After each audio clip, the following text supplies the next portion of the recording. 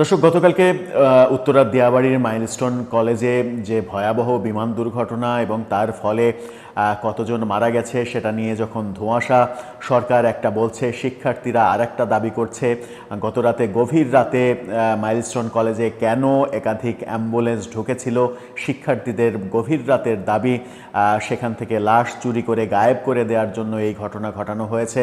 শিক্ষার্থীরা দাবি করছে 100-র বেশি মারা গেছে। সেখানে সরকার গতকালকে বলেছিল 19 থেকে 20 জনের কথা। আজকে এই পর্যন্ত সরকারি হিসাব প্রকাশ করা হয়েছে 31 জন। এই ধোঁয়াশা এবং এই ধোঁয়াশার ফলে সৃষ্ট জটিলতা এবং গত মধ্যরাতে না, প্রায় শেষ রাতে 3টার দিকে সরকারের শিক্ষা মন্ত্রণালয়ের হাস্যকর বিজ্ঞপ্তি দেয়া যে আজকের এইচএসসি পরীক্ষা স্থগিত হলো। এইচএসসি পরীক্ষা গতকালকে স্থগিত করার আহ্বান জানানো হয়েছিল বিভিন্নভাবে, কিন্তু সরকার তাতে কর্ণপাত করেনি। যখন রাতে নটরডেম কলেজ সহ বিভিন্ন কলেজের শিক্ষার্থীরা একের পর এক পোস্ট দিতে থাকে যে আমরা পরীক্ষা বর্জন করলাম, তখন রাত 3টার পরে সরকারের বিজ্ঞপ্তি আসে যে আগামীকালকের পরীক্ষা, অর্থাৎ বলা হয় আজকের পরীক্ষা হবে না, স্থগিত করা হলো।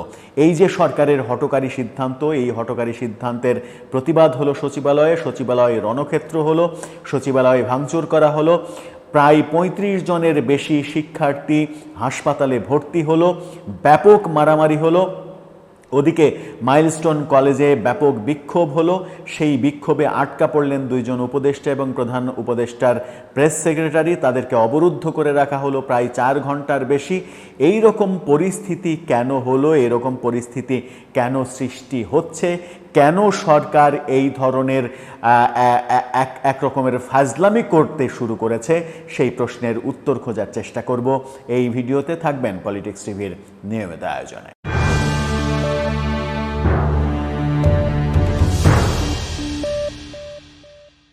দর্শক, পলিটিক্স টিভির নিয়মিত ভিডিওগুলো স্পন্সর করছে প্রজাপতি.টিভি, নতুন ওটিটি প্ল্যাটফর্ম। আপনারা চাইলে ইউটিউবে, ফেসবুকে, ইনস্টাগ্রামে, টিকটকে দেখে নিতে পারেন। ডেসক্রিপশন বক্সে লিঙ্ক দেওয়া থাকবে, সেখান থেকেও আপনারা দেখে নিতে পারেন প্রজাপতির কার্যক্রম। চলে যাচ্ছি মূল ভিডিওতে। বলছিলাম গতকালকে মাইলস্টোন কলেজের স্কুল অ্যান্ড কলেজের যে বিমান দুর্ঘটনা, তারপরে বহু ঘটনা ঘটেছে। মৃতের সংখ্যা নিয়ে সন্দেহ তৈরি হয়েছে। গতরাতে আমরা দেখেছি মাইলস্টোন কলেজে অ্যাম্বুলেন্স ঢুকেছে। অ্যাম্বুলেন্স ঢোকার ফলে মাইলস্টোনের আবাসিক ছাত্রছাত্রীরা বাইরে বেরিয়ে এসেছে গভীর রাতে, প্রায় শেষ রাতের দিকে। তারা সেই অ্যাম্বুলেন্স কেন ঢুকলো, লাশ চুরি করতে এসেছে। সরকার লাশ গায়েব করতে চায়, লাশ গায়েব করে সঠিক সংখ্যা জানাতে চায় না, এরকম দাবি করা হয়েছে। শিক্ষার্থীদের মধ্যে থেকে দাবি করা হয়েছে 1 থেকে 150 জন মারা গেছে। সরকার গতকালকে বলেছে 20 জন মারা গেছে। এই যে ব্যাপক পার্থক্য, এই ব্যাপক পার্থক্য নিয়ে ধোঁয়াশা তৈরি হয়েছে। গতকালকের ওই ঘটনার জন্য আজকের এইচএসসি পরীক্ষা স্থগিতের আবেদন জানানো হয়েছিল, সরকার কর্ণপাত করেনি। কিন্তু রাত 3টার সময় সরকারের বিজ্ঞপ্তি যে এইচএসসি পরীক্ষা স্থগিত করে দেয়া হলো, যাতে করে বেশিরভাগ শিক্ষার্থী সেটা জানতে পারেনি। সকালে তারা ঠিকই পরীক্ষা কেন্দ্রে পরীক্ষা দিতে গেছে, পরীক্ষা দিতে গিয়ে দেখে যে পরীক্ষা হবে না। এরপরেই ছাত্রছাত্রীরা ফুঁসে উঠেছে, সচিবালয়ে আক্রমণ করেছে হাজার হাজার ছাত্রছাত্রী, সচিবালয়ে ভাঙচুর হয়েছে, গেট ভেঙে তারা ঢুকেছে। আর্মি, পুলিশ কেউ ঠেকাতে পারেনি। পুরো সচিবালয়ে রণক্ষেত্র হয়েছে। ঘন্টার পর ঘণ্টাব্যাপী এই সংঘর্ষের ঘটনা ঘটেছে। শেষ বেলায় পুলিশ লাঠিচার্জ করেছে বেদম হারে এই এইচএসসি পরীক্ষার্থী কোমলমতি শিক্ষার্থীদের ওপরে। টিয়ার সেল ছুড়েছে। সেখানে 35 জনের বেশি মারাত্মকভাবে আহত হয়ে হাসপাতালে ভর্তি হয়েছে।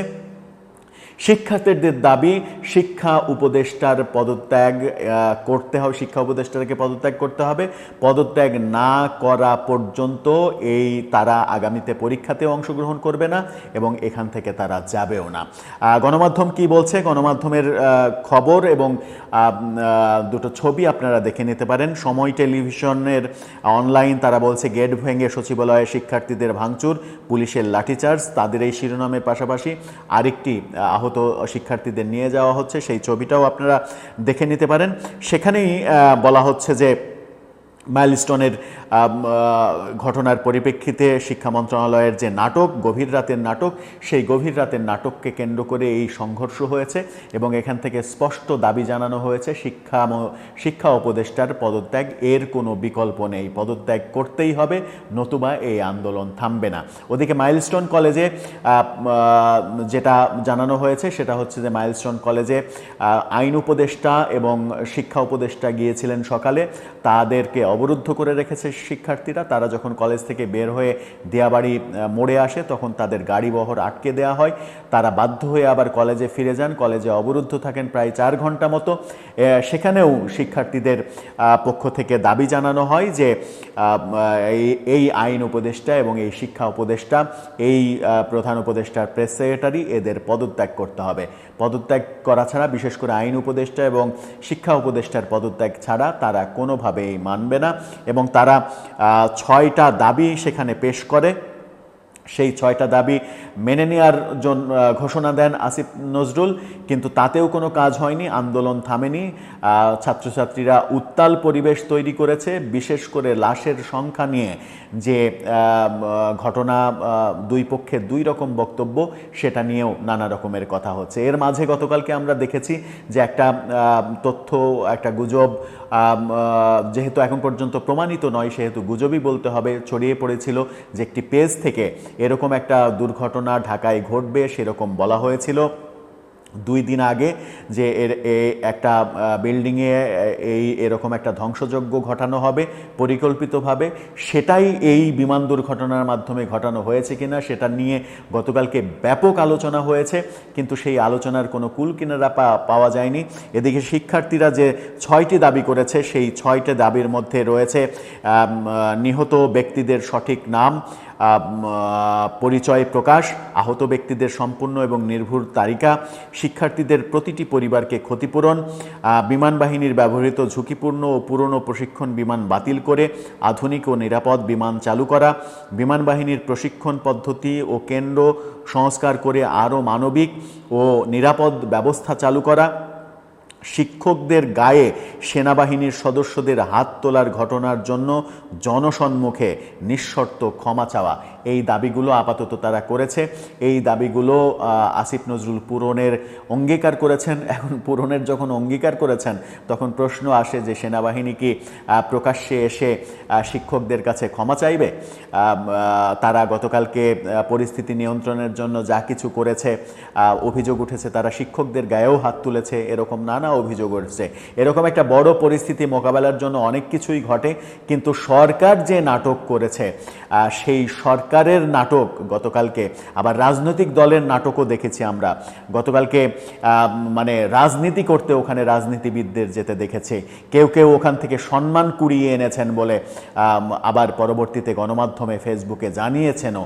এই হাস্যকর কর্মকাণ্ড যখন রাজনীতিবিদ, সরকার সবাই মিলে করে এরকম একটা মর্মান্তিক ঘটনার পরে, তখন আদতে প্রশ্ন জাগে যে আমরা কে কতটা সচেতন।